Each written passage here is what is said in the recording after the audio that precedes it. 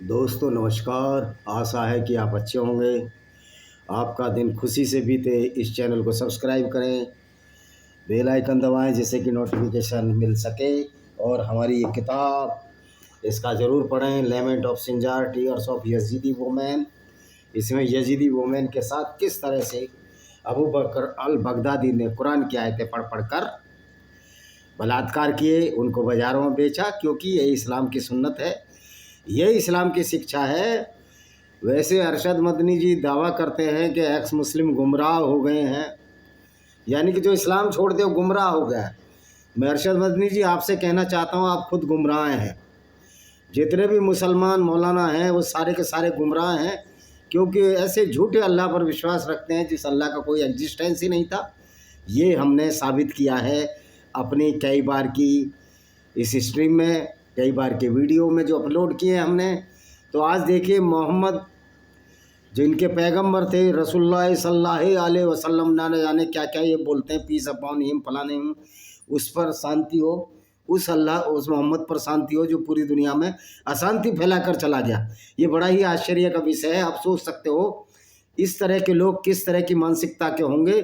जिस पैगंबर ने पूरी दुनिया में अशांति फैलाई उस पर बोलते हैं उस पर शांति हो, यानी कि ये ऐसे व्यक्ति को अपना मसीहा मानते हैं, अपना पैगंबर मानते हैं जो पूरी दुनिया में अशांति फैला कर चला गया। इससे इनकी मानसिकता का पता लगता है, और यही मानसिकता इनकी हर जगह पत्थर मारने में, गैर मुसलमानों को परेशान करने में, जैसे कि मैंने वीडियो में बताया था कि रोड पर नमाज पढ़ते हैं, क्योंकि अगर एक भी कष्ट ये किसी गैर मुस्लिम को देंगे, सूरह अल बकरा की आयत है, चैप्टर 2, सूरह अल बकरा नहीं है शायद, अल तौबा है 120, यस अल तौबा है चैप्टर 5 की 120वीं आयत है जो मैंने बताया था। उस चैप्टर को मैं कल बताऊंगा क्योंकि नया विषय आ गया है। तो मोहम्मद कितने कुत्तों के विरोधी थे, कितने जीवों के विरोधी थे। वैसे तो इस्लाम जीवों का विरोधी है ही। जब पूरी दुनिया अल्लाह ने बनाई है तो फिर ये अल्लाह के नाम पर गैर मुस्लिमों को कत्ल करना, जानवरों को कत्ल करना, ये कैसा अल्लाह है जो जानवरों के खून से और गैर मुस्लिमों इंसान के खून से खुश होता है। तो ये बड़ा अल्लाह क्रूर अत्याचारी है। यद्यपि हम ये साबित कर चुके हैं कि अल्लाह नाम की कोई चीज़ नहीं है। ये सारे काम मोहम्मद और उसके साथियों ने अपने फ़ायदे के लिए किए थे। तो मोहम्मद ने कुत्तों के बारे में अजीब और कठोर बयान दिए हैं। ये आदेश कुत्तों को दुखद तरीके से प्रभावित करते हैं। अब कुत्ते को तो बेचारे को पता ही नहीं, कुत्ते को पता नहीं, लेकिन मोहम्मद को सारा पता है। मोहम्मद कुत्ते की ज़बान जानते थे की। वो कहेंगे वो तो पैगंबर थे, सारी ज़बान जानते थे। तो पैगंबर का काम क्या औरतें बेचना है, लौंडियाँ बेचना है बाजार में, काफिले लूटना होता है। अगर ऐसा पैगंबर है तो लानत है ऐसे लोगों को जो इसको अपना पैगंबर मानते हैं। उनकी शिक्षाएं सांस्कृतिक पूर्वाग्रह, यानी दूसरे के कल्चर को ख़त्म करना, जो अच्छे कल्चर है, जिससे भारतीय कल्चर को बर्बाद करने की कोशिश की इस्लामिक इन्वेजर्स ने, गुंडों ने, जो कि बारबरिक शिक्षा है। बारबरिक जानते हैं आप? हत्यारी, खून खराबी वाली चंगेज खान की औलादें हैं ये सारी। हालांकि चंगेज खान बुद्ध था, तो वो असली बुद्ध भी नहीं था। बुद्ध ऐसे काम नहीं करते। तो बुद्ध परस्त अवधारणाओं, यानी कि जो मूर्ति पूजते हैं, या उनकी कल्पनाओं से आई होंगी, लेकिन जहाँ से भी आई, कुत्तों के साथ मोहम्मद ने क्रूर व्यवहार को जन्म दिया। वैसे बाय नेचर मोहम्मद क्रूर था। वैसे तो ये अपनी किताबों में कहते हैं कि अल्लाह बड़ा दयावान है, लेकिन अल्लाह का पैगंबर इतना बड़ा क्रूर है। इससे ये संभावना जगती है कि अल्लाह नाम की कोई चीज़ नहीं थी। अगर अल्लाह दयावान है तो उसका पैगंबर इतना क्रूर हो ही नहीं सकता। यानी कि ये सब फ्रॉड है, झूठा नबी, झूठा अल्लाह, सब कुछ पाखंड की दीवार तैयार की गई इस्लाम के नाम पर। कुत्तों के बारे में कोई भी कथन कुरानों में नहीं मिलता, लेकिन परंपराओं यानी हदीस जो मोहम्मद के कार्य थे उसमें ये मिलता है। विभिन्न सगरों में प्रचुर मात्रा में, ये नहीं है थोड़ा बहुत है, बहुत सारा मिलता है। ये परंपरा इस्लामिक धर्मशास्त्र का प्राथमिक आधार है हदीस। लोग कहते हैं हम कुरान को मानते हैं जो ये कहता है, हम हदीस को नहीं मानते। हम नहीं मानते कुत्तों की हदीसें। तो कुरान में तो नमाज और रोज़े का भी जिक्र नहीं है। कुरान में तो नमाज कैसे पढ़नी है और ईद का भी जिक्र नहीं है, फिर आप उनको कैसे मानते हो? निश्चित तौर पर ये दोगले जो मौलाना हैं अपने बचाव के लिए नई नई चीज़ें लाते हैं। अगर कुरान की हदीस नहीं मानो, हदीसें नहीं मानोगे, तो आपको नमाज पढ़ना ही नहीं आएगी, क्योंकि कुरान में नमाज का कोई जिक्र नहीं है, सिर्फ हदीसों में ही जिक्र है। तो ये जो इनका दोगलापन है उसी को उजागर करने के लिए हम ये वीडियो डालते हैं। ये परंपराएं इस्लामिक धर्मशास्त्र का प्राथमिक आधार और कई कानूनों का आधार है। वे कुत्तों को अपवित्र और बदतर बताते हैं।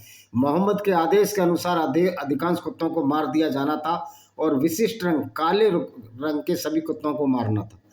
काले रंग का कुत्ता क्या होता है, मैंने भी एक काले रंग का, आज मैं उसकी वीडियो लगा दूंगा, उसका थंबनेल में मैं लगाऊंगा उसको। मैंने भी एक काला कुत्ता पाला है, स्ट्रीट से उठा कर लाया हूँ। उसका नाम है नुन्नू, बड़ा प्यारा है। तो रात में नुन्नू अगर कहीं बैठ जाता है, अंधेरे में तो दिखता नहीं है, तो मोहम्मद साहब भी तो यही करते थे। उनकी 12 बीवियाँ थी, इधर से उधर जाते रहते होंगे, इधर उधर, और दासियाँ भी, रखेलें भी थी। तो रखेल के घर में जा रहे होंगे, काले कुत्ते ने लुंगी पकड़ ली होगी या जो भी कोई वस्त्र होगा पकड़ लिया होगा, तो मोहम्मद ने एक आयत उतार दी, सभी काले कुत्तों को मार दो। एक विशिष्ट रंग काले कुत्तों को मारना है। मोहम्मद ने दावा किया वह ईश्वर के पैगंबर हैं और इसलिए उनके वचन का पालन किया जाना चाहिए, और पैगंबर भी लुटेरा। ये देखिए सेल्फ स्टाइल नबी है, कोई इसको डिक्लेयर नहीं किया कि नबी ये कहाँ लिखा है, कुरान में लिखा है। और कुरान कौन सी, कुरान तो दावा करती है, कुरान सच्चाई पर आधारित कहाँ है। कुरान तो झूठ का एक पुलिंदा मात्र है, उससे ज़्यादा तो कुछ भी नहीं है। क्योंकि कुरान का अल्लाह तो कहता है कि धरती स्थिर है और सूर्य उसके चारों तरफ घूमता है। तो क्या ये बात सत्य है? इससे साबित होता है कि मोहम्मद को ज़्यादा ज्ञान नहीं था और ये मूर्खों द्वारा चलाई गई एक आइडियोलॉजी, मूर्खों द्वारा पालन की जाने वाली और मूर्खों के लिए है। इसलिए आज जो भी समझदार हैं, जो इस्लाम को ढंग से पढ़ रहे हैं, इस्लाम छोड़ रहे हैं। भारत में 2 करोड़ लोग इस्लाम छोड़ चुके हैं, पाकिस्तान में तो और भी बुरा हाल है। सऊदी अरब में 14% लोगों ने इस्लाम छोड़ दिया। निश्चित तौर पर 34% ने ईरान में कुरान छोड़ दिया। कोई नहीं मानना चाहता कि इस झूठी आइडियोलॉजी, और जो सिर्फ नफरत फैलाए, पूरी ज़िंदगी लड़ाती रही लोगों से। अब इस्लाम में वो ताकत तो है नहीं कि गैर मुस्लिमों को कत्ल कर दो, तो अब नुकसान तो इन्हीं का ज़्यादा होना है जो जिहादी हैं या टेररिस्ट हैं। तो इसलिए अब लोग इस्लाम को छोड़ रहे हैं। और ये जो भारत में मुसलमानों के नाम पे जो अखिलेश यादव राजनीति चल रहा है, अखिलेश यादव मूर्ख को ये पता ही नहीं कि 4 से 6 करोड़ लोगों ने इस्लाम छोड़ दिया और तुमको वोट ही नहीं देंगे। अब तो लड़ते रहो बेटा, इस्लाम को ख़त्म हम दुनिया से, इंडिया से तो ख़त्म कर ही देंगे और दुनिया से भी धीरे धीरे ख़त्म हो जाएगा। मैं नहीं, लाखों करोड़ों लोग जो इस्लाम की सच्चाई को जानते हैं, हमारे मुस्लिम भाई जो इस्लाम छोड़ रहे हैं, वो इस्लाम की ताबूत में आखिरी कील ठोक देंगे और इस्लाम खोखरा मोथरा पैगंबर मोथरा खोखली नींव पर टिका हुआ जो टिक नहीं सकता। इस्लाम दुनिया भर में दांत खट्टे करने के लिए महत्वपूर्ण है कि मोहम्मद की शिक्षाओं की जांच की जाए, ताकि ये निर्धारित किया जा सके वह पागल थे या पैगंबर। देखिए मोहम्मद तो पागल ही थे। वजह बताऊं, अली सीना की किताब है, जो ईरान के लेखक हैं, उन्होंने लिखा अंडरस्टैंडिंग द मोहम्मद। तो मैं एक किताब का और विवरण दे दूं। ये जौहर इसलिए हुआ भारत में कि मुसलमानों में प्रथा, इस्लाम कहता है कि दूसरों की औरतों को पकड़कर उनके साथ बलात्कार करो। ये मोहम्मद साहब और उसके साथियों ने बनु कुरैजा यहूदी कबीले के साथ किया था। चलो आगे बढ़ते हैं, नहीं तो हमारा वीडियो बहुत लंबा हो जाएगा। देखिए कुछ हदीसें हैं, उनका विवरण दे रहे हैं। ये हदीस सही बुखारी और सही मुस्लिम की सुन्नत से ली गई हैं। और मज़े की बात है कि 6 जो है 6 या 7 हदीस हैं जो ऑथेंटिक है। जैसे हदीस है, अल नसाई है, तबरी है, मुस्लिम है, और ऐसी इस तरह की हैं, धीरे धीरे सब नाम आ जाते हैं। बुखारी है, अबू दाऊद है। ये ऑथेंटिक हदीस हैं, इनके ऊपर ही पूरा इस्लाम डिपेंड है। जो मौलाना कहता है हम हदीस को नहीं मानते, वो झूठ बोलता है, अंदर से वो उन्हीं पर चलता है, वरना नमाज और रोज़ा कैसे रखेगा? इसका तो हदीसों में, इसका तो कुरान में कोई जिक्र नहीं है। अच्छा जी, कुरान के बाद बुखारी की हदीसों को इस्लाम में दूसरी सबसे बड़ी महत्वपूर्ण किताब माना जाता है, ऑथेंटिक किताब है। उसके बाद है मुस्लिम, सही मुस्लिम की हदीस आती है। तो हम इन शर्तों से हम ये उदाहरण देंगे कि हदीस सिर्फ कुछ अलग अलग या बिना समर्थन वाले मामले नहीं है। तो कुत्तों के बारे में मोहम्मद के कथनों को 5 श्रेणी में बांटा गया है कि मोहम्मद किस तरह कुत्तों पर अत्याचार करते थे। ये सभी कुत्तों के बारे में उनकी मान्यताओं के विभिन्न पहलुओं को दर्शाते हैं। देखिए अब सुनते हैं आगे। कुत्तों को मार डालो वाली हदीस है बुखारी खंड, इनकी हदीसों से बता रहा हूँ मैं। ये को इनके 540 से अब्दुल्ला बिन उमर कहते हैं अल्लाह के रसूल ने आदेश दिया कुत्तों को मार दिया जाए। अब कुत्तों को प्रॉब्लम क्या थी? कुत्ते इनकी लुंगी खींचते होंगे और क्या करते होंगे, क्योंकि जिस तरह रात में ये काफिले लूटते थे, कुत्ते तो भौंकेंगे ही ना लुटेरे पर। अब बताओ, जो पैगंबर कुत्तों से भी डरता था और कुत्ते जिस पर भौंकते थे और कुत्तों को मारने का आदेश देता था, वो किस कोटि का इंसान रहा होगा? ये आपको सोचना और समझना है, ये हमको नहीं बताना, ये आप समझो। अबू दाऊद की 2839 क्या कहती है, यानी 2839 कहती है, अब्दुल्ला बिन मुकबल, ये सारे मोहम्मद के साथी थे, ने अल्लाह के रसूल को यह कहते वर्णित किया है कि यदि कुत्ते कोई प्राणी न होते तो मैं आदेश देता उन सभी को मार दिया जाए, लेकिन हर शुद्ध कुत्ते काले को मार दो। कह रहा अगर ये जीव ना होते तो मैं सभी को मारने की बात करता, लेकिन काले कुत्तों को तो मार ही दो। यानी बेचारे काले कुत्तों की तो सामत आ गई। यद्यपि पाकिस्तान में काले कुत्ते मिलते हैं, क्योंकि इस्लाम पाकिस्तान में कोई मानता ही नहीं है। कुछ मूर्ख 2-4% हैं जो मोहम्मद की उस सुन्नत पर चलते हैं, जो कि एक खुली गुंडागर्दी है, गैर मुस्लिमों के खिलाफ, मानवता के खिलाफ और पशुओं के साथ निर्दयता है। तो ये पाकिस्तानी मुस्लिम हो या भारत के मुस्लिम हो, ये अरबियों के गुलाम हैं, उन अरबियों के जो बद्दू थे 14 साल पहले जो गुंडागर्दी करते थे, लूट मार करते थे, उन्हीं में से एक अपने आप को पैगंबर घोषित कर दिया। हदीस 2829 के नोट में अच्छा जी कहा गया है कि पैगंबर ने सभी कुत्तों को मारने का आदेश नहीं दिया था, क्योंकि कुछ को शिकार और निगरानी के लिए रखा जाना था। उन्होंने गहरे काले कुत्तों को मारने का आदेश दिया, उनमें से अधिकांश शरारती हो सकते हैं। देखिए कुत्ते का जो है काले रंग का शरारत होने से कोई मतलब नहीं है। शरारत तो उसका मेंटल गुण है, मानसिकता है उसकी। अगर कुत्ते को बचपन से प्रताड़ित किया जाएगा तो खूंखार बन जाएगा, या खाना नहीं मिलेगा, खाने की तलाश में गुस्सा आएगा। नेचुरल सी बात है, आदमी को भूख में ना मिले तो क्या हालत हो जाती है। तो भाई शरारत दिमाग का खेल है, लेकिन मोहम्मद तो दिमाग को जानता ही नहीं था। मोहम्मद की तो मूर्खता का अंदाज ये देखिए कि उसने एक जो झूठी कहानी गढ़ी कि मैं अल्लाह से मिलने गया, जो अल्लाह है ही नहीं वास्तव में, कि मेरा दिल धोया गया, आबे जमजम का जो पानी है मक्का में उसका दिल धोया गया, जिससे कि साफ हो जाता। वो दिल से सोचता था मोहम्मद, दिल से सोचता था, और दिल से सोचने वाले लोग ही मूर्ख होते हैं। तो इस्लाम को मानने वाले सारे अज्ञानता के भंवर कुएं में डूबे हुए हैं। आबे जमजम पी लो तुम, चाहे 1000 उम्रा चले जाओ, रहोगे आप मूर्ख ही, क्योंकि आप मूर्खता को फॉलो कर रहे हो।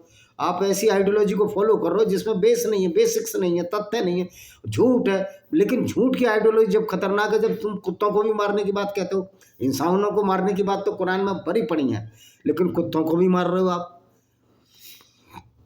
अच्छा जी, सही मुस्लिम 38-14 क्या कहती है? इब्न मुगफल ने बताया अल्लाह के दूत ने कुत्तों को मारने का आदेश दिया। अब ये अल्लाह का दूत, जब अल्लाह ही नकली है तो दूध कहाँ से आ गया भैया? तो इसे झूठा है, इसलिए इसको मैं पैगंबर मोहम्मद को झूठा नबी बोलता हूँ। और कहा उनके मदीना के साथ क्या परेशानी है, कुत्ते उनके मदीना के नागरिकों के लिए कैसे उपद्रवी हैं। फिर उन्होंने शिकार और झुंडों की सुरक्षा के लिए कुत्तों को रखने की अनुमति दी, और खेती की भूमि की सुरक्षा के लिए। अच्छा जी, ये मतलब जो कुत्ते सुरक्षा करते हैं उनको रखो, लेकिन काले कुत्तों को मार दो भाई, ऐसी क्या बात है? मुस्लिम सही 38-13 क्या कहती है? अल जुबैर ने जाबिर अब्दुल्ला को यह कहते हुए सुना, अल्लाह के रसूल यानी मोहम्मद ने हमें कुत्तों को मारने का आदेश दिया। हमने इस आदेश का पालन किया, यहाँ तक कि हमने रेगिस्तान से एक महिला के साथ घूम रहे कुत्ते को भी मार डाला। फिर अल्लाह के रसूल ने उन्हें मारने से मना किया। उन्होंने कहा यह तुम्हारा कर्तव्य है, तुम उस काले कुत्ते को मार डालो जिसके आँखों पर 2 धब्बे हों, क्योंकि शैतान है।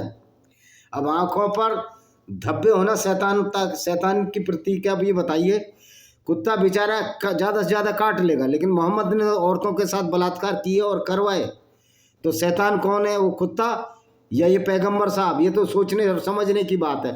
यानी जो खुद शैतान हो दूसरों को शैतान बता रहे हैं, और जो इस्लाम को नहीं मानते उनको गुमराह बता रहे हैं। जबकि तब सबसे बड़े तो गुमराह आप हो, जो आप झूठे पैगंबर पर, झूठे अल्लाह पर, क्रूर और अत्याचारी अल्लाह जो कि मोहम्मद के दिमाग के ऊपर था, उस पर विश्वास कर रहे हो। तो मूर्ख कौन है? ये फैसला तो मैं छोड़ देता हूँ, आप मुसलमान भाइयों पर ही छोड़ देता हूँ, और उन हिंदू भाइयों पर भी छोड़ देता हूँ जो कहते हैं नहीं नहीं मुसलमान भी अच्छे होते हैं। मुसलमान तो अच्छे होते हैं, मैं कब कह रहा हूँ, लेकिन वो इस्लाम की दृष्टि से अच्छे इंसान अच्छे हो सकते हैं, लेकिन इस्लाम की दृष्टि में वो खारिज है, वो मुसलमान ही नहीं है। अगर वो हिंदू से दोस्ती रखता है वो मुसलमान ही नहीं है, या किसी भी गैर मुस्लिम से दोस्ती रखता है। लोग कह देंगे हिंदू तो शब्द ही नहीं आया, इसलिए मैं कह रहा हूँ मूर्ति पूजकों से जो भी दोस्ती रखता है वो सच्चा मुसलमान ही नहीं है, इसलिए मूर्तियाँ भी तोड़ते थे। 38-14 के लिए नोट कहता है, हदीस हमें विचार देती है कि पैगंबर ने कुत्तों को मारने का आदेश क्यों दिया। मदीना शहर और उसके उपनगरों में आवारा कुत्तों की संख्या बहुत अधिक रही होगी, इसलिए रेबीज का खतरा था, इसलिए पैगंबर ने उन्हें मारने का आदेश दिया। बाद में पाया गया उनके साथी उन्हें अंधाधुंध मार रहे हैं। मुझे लगता है कि मोहम्मद को तो पता ही नहीं होगा ये रेबीज क्या बीमारी है। अगर मोहम्मद पैगंबर था और रेबीज कुत्तों को हो रही थी, तो रेबीज का टीका क्यों नहीं ईजाद किया मोहम्मद ने? ना इनका अल्लाह और इनका पैगंबर बिल्कुल निखट्टू, किसी भी समाज के कार्य में, किसी भी समाज चिकित्सा जगत में इनका जीरो निकलना है, जीरो जीरो इनका वो है, जीरो योगदान है, कोई योगदान नहीं है इनका। भाई तुम तो पैगंबर थे, अल्लाह से रेबीज का टीका नहीं लगवा सकते। और टीका भी इजाद किसने किया? काफिरों ने इजाद किया, और काफिरों के टीकों के इनकी जान बच रही है, और अल्लाह कहीं भांग या धतूरा खा के सो रहा है। अल्लाह को पता ही नहीं है कि मुसलमान टीके लगवा रहे हैं काफिरों के, गेहूं खा रहे हैं काफिरों का, सब्जी खा रहे हैं काफिरों की, हथियार तक काफिरों के यूज कर रहे हैं, और अल्लाह मियाँ सोए पड़े हैं, क्योंकि अल्लाह है ही नहीं। पैगंबर तो मर गया, पैगंबर के बाद ही सही मायने में इस्लाम खत्म हो गया। अब यूं लकीर पीटे जाओ कि हम मुसलमान हैं, मुसलमान हैं, उससे कुछ होना जाना नहीं है। तुम्हारा पैगंबर बोल गया काफिरों से दोस्ती नहीं रखनी, लेकिन तुम काफिरों के गेहूं खा रहे हो। लानत है तुम ऐसे लोगों पर, इतनी बेशर्मी और लानत है कि ये काफिरों का गेहूं भी खाएंगे, चावल भी खाएंगे, सब्जियां भी खाएंगे, फिर उन्हीं को गाली देंगे। तो इससे कोई गिरी नीच प्रवृत्ति की कोई कौम हो सकती है? आप ये समझ लीजिए। पत्थर भी मारेंगे मंदिरों पर और चर्च भी तोड़ेंगे, लेकिन जब इनकी कोई कुरान जलाओ जो कि फुल गुंडा कर दिए, तो पूरे सड़कों पर निकाल। तो ऐसी पागल कौम। मोहम्मद जो है सबसे बड़ी लाइबिलिटी है इस दुनिया पर। मोहम्मद की वजह से जो इतना विरोधाभास, इतनी आपस में लड़ाई झगड़े हुए हैं, इसका दोषी मोहम्मद है, और मोहम्मद पर तो मुकदमा चलाया जाना चाहिए।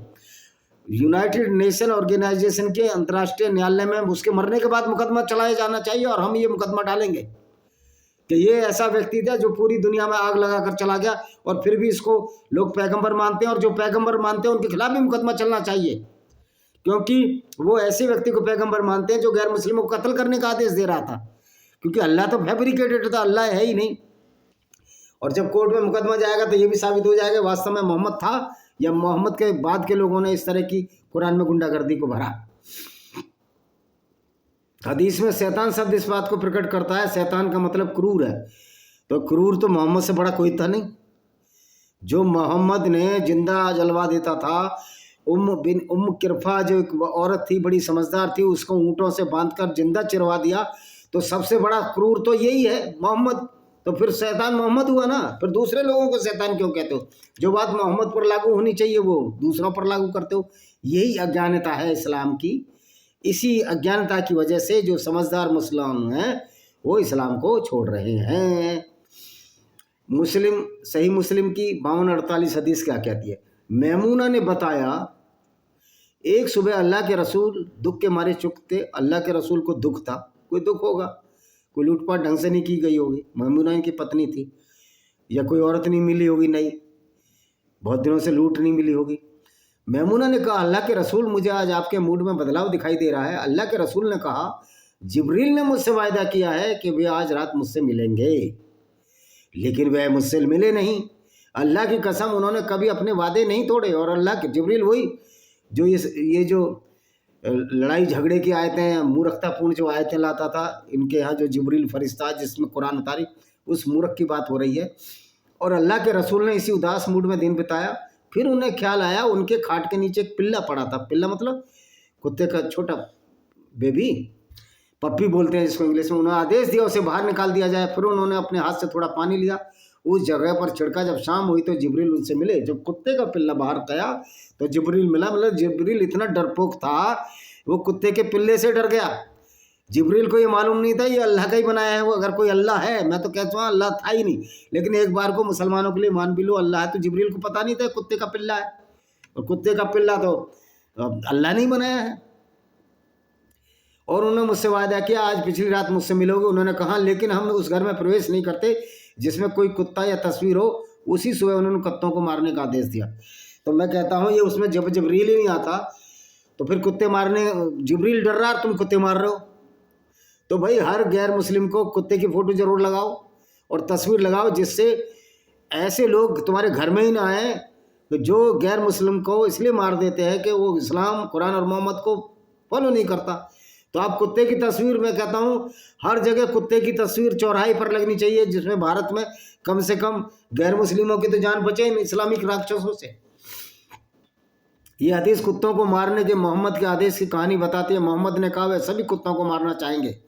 वे उन्हें मारना चाहते थे, इसलिए नहीं कि कुत्तों के झुंड मदीना के नागरिकों को परेशान कर रहे थे, बल्कि इसलिए क्योंकि एक पिल्ले ने शक्तिशाली देवदूत गैब्रियल को रोक लिया था। अब ये बताओ, मारना इसलिए था, गैब्रियल को रोक दिया, मतलब जिब्रील जो है वो एक कुत्ते से डर गया। और ये तो कत्ल करने से भी नहीं डरते लोग, तो डरपोक इनका फरिश्ता था। फरिश्ता क्या, वो तो जिब्रील शैतान था जो ऐसी गुंडागर्दी वर्दी आयतें लाया। तो इस तरह की बेवकूफ़ी भरी बातें कुरान और हदीसों में लिखी हुई है। मोहम्मद का समाधान कुत्तों को मारना था। उन्होंने पहले ही कहा था वे सभी कुत्तों को मारना चाहते हैं, लेकिन फिर उन कुत्तों के लिए अपवाद बनाए जो खेती शिकार निगरानी के लिए उपयोग। भैया कोई जिब्रील पिब्रील नहीं आया था, जिब्रील भी झूठ है, काला कुत्ता था। मोहम्मद की खींच ली होगी लुंगी कि मोहम्मद इधर उधर जाते थे, काले कुत्ते ने बजा दी होगी पुंगी, रात में दिखाई दे नहीं होगा। हमारे पास भी काला कुत्ता रात में नहीं दिखाई देता, पपी अभी छोटा ही है। तो भाई मोहम्मद का तो इसमें स्वार्थ था, इसलिए मोहम्मद काले कुत्तों को मारना चाहते थे। कुत्तों का व्यापार देखिए बुखारी, सही बुखारी खंड 3 यानी वॉल्यूम 3 299 क्या कहती है। ओन बिन अबू जुहैफा ने बयान दिया, मेरे पिता ने एक गुलाम खरीदा जो कपिंग के पेशे का अभ्यास करता था। मेरे पिता ने गुलाम के कपिंग के उपकरणों को तोड़ दिया। मैंने अपने पिता से पूछा उन्होंने ऐसा क्यों किया। उन्होंने कहा कि पैगंबर ने कुत्तों या खून की कीमत स्वीकार करने से मना किया है, और टैटू बनवाने और रिबा लेने मना किया, और चित्र बनाने वालों को साफ दिया है। ना टैटू लगवाने हैं ना टैटू बनाने हैं। भले सलमान खान लगाए तो वो तो इस्लाम को मानता ही नहीं, वो तो राम की घड़ी पहन के घूम रहा है। तो ये फतवे दे रहे हैं। अब तुम कितने फतवे दोगे? अब फतवे देने वालों की संख्या कुछ लाख है और इस्लाम छोड़ने वालों की संख्या करोड़ों में। तुम्हारे अतवे और फतवे रख लो अपनी पुंगी लगा के, जो तहमत पहनते हो या टखनों के ऊपर का पजामा, कि भाई इससे हमें जन्नत मिल जाएगी। भाई मूर्खों, इससे जन्नत नहीं मिलेगी। छोटे भाई का पजामा और बड़े भाई का कुर्ता पहनने से कभी जन्नत नहीं मिलती है, दिमाग से बाहर निकाल दो। अगर तुम्हारा अल्लाह इतने शक्तिशाली है तो मस्जिद कर गए उसमें नमाज पढ़ते हो मारे गए। अब कहें अल्लाह परीक्षा लेता है। मैं तो कहता हूँ फिर तुम्हारी परीक्षा ऐसे ही अल्लाह लेता रहे। और इजराइल को भी अल्लाह ने भेजा तुम्हारी परीक्षा लेने के लिए, जो हमास में मार मार कर तुम्हारा भुरकस बना रहा। न तुम्हारा अल्लाह बचा रहा, न तुम्हारा जिब्रील फरिश्ता आ रहा। और एक मुसलमान 10 के बराबर है, वो भी नहीं हो पा रहा। अब तो मुझे लगता है कि 1000 मुसलमान के बराबर एक यहूदी पड़ेगा, और होना भी चाहिए। निश्चित तौर पर विचारधारा को ख़त्म करने में ही अच्छाई है। बुखारी 3 खंड 482 क्या कहती है। अल मसूद अल अंसारी से रिवायत है कि अल्लाह के रसूल ने कुत्ते की कीमत वैश्य की कमाई और भविष्यवक्ता द्वारा लेवी फीस को, कुत्ते की कीमत और वैश्य की कमाई को अवैध माना। लेकिन वैश्य जब बनाता था मोहम्मद, जब बनु कुरैजा की औरतों को इसने उनके आदमियों को नंगा करके कत्ल किया और बनु कुरैजा यहूदी औरतों को बाजारों बेच दिया, वो भी तो वैश्या ही बनी होंगी। तो वैश्या की कमाई तो ये खुद खाता था। उसके बदले जो पैसा लिया और घोड़े हथियार खरीदे, तो इससे बड़ा कोई वैश्याओं का दलाल कोई हो सकता है क्या? मतलब ये अपने पैरों पर खुद रसूलुल्लाह कुल्हाड़ी मारते हैं। इनकी किताब में कुल्हाड़ी मारती हैं कि हम खुद ऐसे थे जो औरतों को बेचा करते थे। उस समय मोहम्मद को पता ही नहीं होगा कि मैंने बनु कुरैजा की औरतें बेच दी हैं। मोहम्मद को सोचा कि कौन पढ़ता है इन किताबों को। लेकिन आज जो इंफॉर्मेशन टेक्नोलॉजी आई, किताब पढ़ने लगे, तो मोहम्मद तो खुद औरतें बेचता था। वैसे कमाई नहीं हुई औरतों को बेचकर खाना। अब मुस्लिम 3803 अबू मसूद कहते हैं कि अल्लाह के रसूल ने कुत्ते को कीमत वसूल वैसा कमाई और काहिन को दी जाने वाली मिठाई से मना किया है। लेकिन औरतें बेचकर खुद वैश्यावृत्ति में धकेलता था मोहम्मद। जो मोहम्मद ने रूल बनाए उन्हीं पर नहीं टिकता था वो मोहम्मद। ये कैसा पैगंबर था जो अपनी बात को खुद ही काट रहा है। यानी या मोहम्मद विक्षिप्त था। इस किताब में पहले कहा क्या वो पागल था। इससे तो ये साबित होता है मोहम्मद का दिमाग विक्षिप्त टाइप का था। मोहम्मद का मानना है कि कुत्ते की बिक्री से कमाया गया पैसा, वेश्यावृत्ति, जादू टोना, सूदखोरी से कमाया पैसा जितना ही बुरा माना जाता है, कुत्तों से जुड़ी बात एक मोहम्मद को बहुत परेशान करती थी कि उसकी लुंगी फाड़ता था वो। तो यह है कि वेश्यावृत्ति और वैश्या बना दो लोगों को, उसका पैसा नहीं खा रहा था। मोहम्मद ने खुद अपने काम गलत किया। तो इससे ही साबित होता है मोहम्मद अच्छा आदमी भी नहीं था। मोहम्मद ने खुद ही बता दिया कि मैं वही काम करता था जिनको दूसरों को मना करता हूँ। चिराग तले अंधेरा, ये है इनका पैगंबर। कुत्ते पालने से अच्छे कामों का प्रतिफल खोलना। अगर कुत्ते पालोगे तो तुम्हारे अच्छे काम खत्म हो जाएंगे। अबू हुरैरा ने रिवायत किया, अल्लाह के रसूल, जो कोई कुत्ता पालता है उसके अच्छे कर्मों के सवाब में से एक किरात प्रतिदिन काटा जाता है। उस समय किरात चलती होगी। और अगर आप दूसरे को सताओ तो एक नेकी जुड़ जाती है। यानी कि उल्टा कानून, ये अल्लाह तेरा उल्टा और मूर्खों वाला कानून है जो इंसानियत को ख़त्म करता है। सिवाय इसके कुत्ते का इस्तेमाल खेत या मवेशियों की रखवाली के लिए किया जाए। अगर कुत्ता तुम्हारे मवेशी को ही खा गया तब क्या कर लोगे? अबू हुरैरा एक अन्य रिवायत में पैगंबर ने कहा, जब तक इस्तेमाल भेड़ या खेतों की रखवाली के शिकार के लिए किया जाए। अबू हुरैरा ने अबू हाजिम से रिवायत किया, पैगंबर ने कहा, मवेशियों की रखवाली शिकार के लिए कुत्ता रख लो, यानी दूसरे जानवर के लिए कुत्ता रख लो, यानी यहाँ फिर राक्षसी प्रवृत्ति। मुस्लिम सही मुस्लिम संख्या 3815 क्या कहती है? इब्न उमर ने अल्लाह के रसूल को यह कहते वर्णित किया, जो व्यक्ति झुंड की निगरानी या शिकार के लिए रखे कुत्तों के अलावा किसी अन्य कुत्ते को पालता है तो अपने कर्मों से प्रतिदिन 2 किरात के बराबर खोता है। भाई हम तो सारे किरात खो जाए पर हमारी सारा नुकसान हो जाए। कुत्ते पालने से तो वैसे कोई होता नहीं है। हम मोहम्मद को पैगंबर नहीं मानेंगे, उसका पेशेवर लुटेरा औरतों को बेचने वाला ही मानेंगे, और खुद कहता है कि वेश्याओं की कमाई नहीं खानी चाहिए, और खुद औरतों को वेश्या बनाता था, औरतें गिफ्ट में लेता था। ये है इसका डबल कैरेक्टर मोहम्मद का। मुस्लिम संख्या 2062। अबू हुरैरा ने अल्लाह के रसूल से कहा, जो व्यक्ति जनाजे में नमाज पढ़ने तक मौजूद रहता है उसे 1 किरात का सवाब मिलता है, और जो व्यक्ति दफन रहने तक मौजूद होता है उसे 2 किरात का सवाब मिलता है। पूछा गया किरात क्या? उन्होंने कहा 2 विशाल पहाड़ों के बराबर है। 2 अन्य कथावाचकों ने कहा, इब्न उमर नमाज पढ़ता था और फिर मृतक के दफन का इंतजार किए बिना चला जाता था। उमर का लड़का जो इनका खलीफा था, दूसरा था, हाँ दूसरा, तीसरा उस्मान था। जब अबू हुरैरा की परंपरा उनके पास पहुंची, उन्होंने कहा, हमने कई किरात खो दिए हैं और ऐसी तैसी किरातों की तुम्हारी कुछ नहीं है, गुंडागर्दी फालतू की, पागलपन, पागल हो तुम लोग जो इस तरह की बातें मानते हो यार। इस्लाम में कुत्ते को पालतू जानवर के रूप में प्रतिबंधित है। वास्तव में अगर कोई मुसलमान कुत्ते या पालतू जानवर के रूप में रखता है तो अल्लाह उसके अच्छे कर्मों से कुछ स्वर्गीय पुरस्कार वापस कर देते हैं। ध्यान रखें, वापस ली जाने वाली राशि 1 से 2 किरात में बदल गई है। ओ भाई, तुम्हारा अल्लाह है ही नहीं, कोई अल्लाह की औकात ही नहीं है। अल्लाह, वैसे तो अल्लाह ने कुत्ते बनाए और कुत्तों को मरवा रहा अल्लाह, ये हो नहीं सकता। इसलिए मैं इसको झूठा अल्लाह, झूठा पैगंबर और झूठा नबी बोलता हूँ। मोहम्मद जो किया है वो इस्लाम मोहम्मद का उपज है, मोहम्मद के दिमाग की उपज है, और ये सब झूठ है कि अल्लाह ने इस्लाम बनाया, मोहम्मद और उसके साथियों की उपज है दिमाग की, जो अपने फ़ायदे के लिए लूट मार को भी इस्लाम में कह दिया ये मालिक गनीमत है, अल्लाह की रजा है। तो अल्लाह की रजा ये होगी कि लुटेरा बना दे पूरे ग्रुप को। इसी के साथ मैं इस वीडियो को विराम देने से पहले एक किताब और बताता हूँ, black dots of terrorism by Vijay Kumar Pal. इसको जरूर पढ़िए। वंदे मातरम। जय हिंद। आपका दिन शुभ हो। जय जवान, जय किसान, जय भारत माता।